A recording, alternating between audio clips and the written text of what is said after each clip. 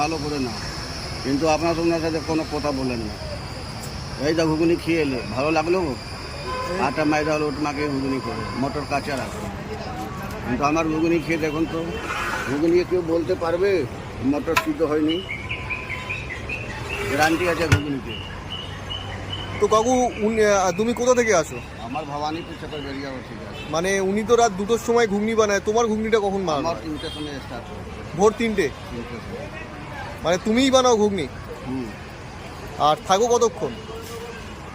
সকাল 6টা থেকে বিকাল 6টা অবধি। এই তো মাল শেষ হয়ে গেলো, এক হাঁড়ি আবার মাল এলো।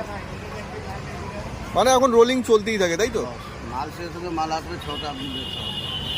তো পাশাপাশি কিন্তু এই যে অন্নপূর্ণা পেট পূরণ আর আরেকজন আছে অন্নপূর্ণা ঘুগনি, তো দুজনের মধ্যে যেটা ডিফারেন্স, অন্নপূর্ণা ঘুগনি আমি খেয়েছি, ওনার আলু আছে আর ডাল আছে, মটর আছে,